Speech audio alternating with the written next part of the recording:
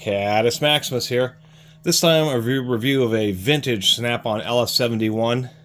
This ratchet I suspect is from the 1950s, because sometime in the 1950s is when they started going to more of a round handle.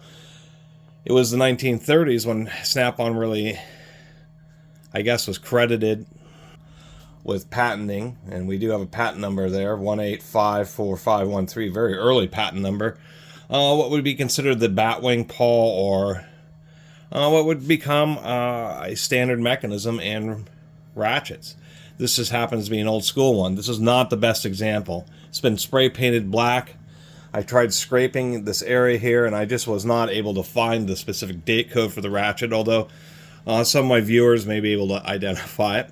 Still, not actually the easiest thing to find these old Snap-on ratchets. They seem to show up a lot on eBay, but not in the wild, just mainly because they say Snap-on on them, and anybody who knows anything about tools sees the word Snap-on and just starts drooling.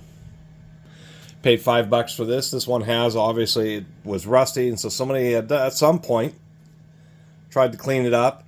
The reverse switch had broke.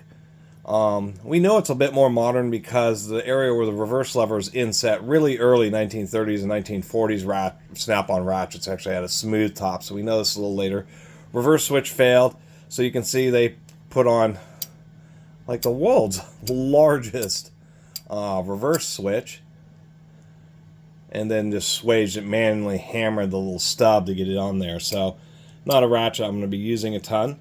The other thing I think is odd is I don't know if this is a factory pin. I don't know if that is factory or if somebody also had replaced that and then ground down the edge of it so it would fit. But this, the way this pin is designed, is it's not a ball detent.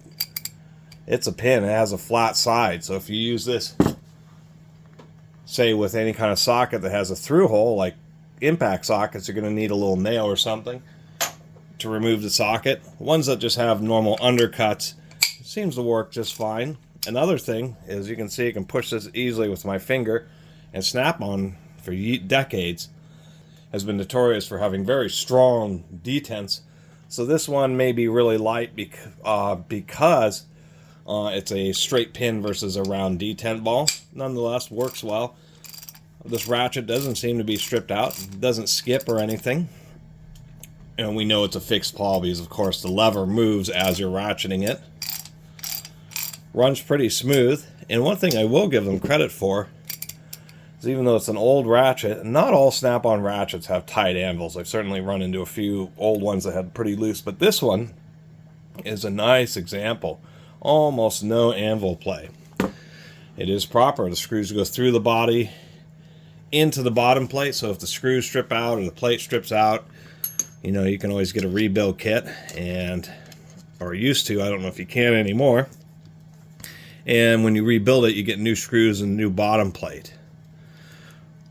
If you strip out the threads on ratchets where the screws go into the ratchet body, it can ruin the ratchet body.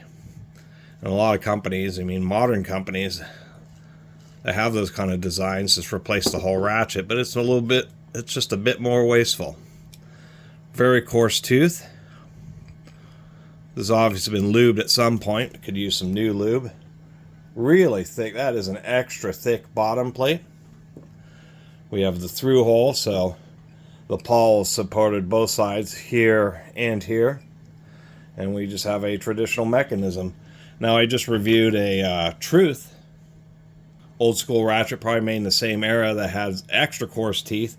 This Snap-on's a little finer tooth. This appears to be like a 30 tooth or maybe a 36 tooth. Single tooth pawl, just a real basic design, nothing special going on there. Of course, this is an old Snap-on I-beam ratchet. So that's my little review. Not the greatest or finest tooth. It's just good these Snap-on I-beam ratchets are just kind of a quote-unquote part of tool history. And I always had thought I had one of these, but I couldn't find it, and I couldn't find that I had made a video about one of these old Snap-on I-beam ratchets, so decided to make one now. It's always kind of cool to have these old Snap-on tools. One thing I will say is, this snap-on ratchet was probably made within 10 years or so of this old Truth. And what I will say is, surprisingly enough, this old Truth, has a really tall reverse lever. But as far as the head is concerned, this Truth is a little bit shallower than the snap-on. Although the snap-on head is not quite as wide. And oddly enough, the snap-on handle is really short. This is just like a regular, basic, standard length ratchet. And to bring out my Mustang MS-42, an early New Britain ratchet, which is probably also made within 10 or 15 years of this snap-on, we can still see that this snap-on head is still a bit wider, although the height is about the same with the New Britain. Back drag on this is reasonable, whereas just extremely stiff on this Truth, and extremely light on this Mustang. Plus this Mustang is like 60 teeth or something, more than twice the teeth. Probably has more teeth than both of these other ratchets combined. Even back in the 1950s, you did actually have a selection of widely varying ratchets and other hand tools to choose from. It was just kind of harder. You didn't have the internet where you could just look it all up. It was harder to find out about them, but there were just tons and tons of manufacturers. But anyway, that's my little review of this old LS71 snap-on I-beam ratchet. Decent little ratchet, reasonable back drag.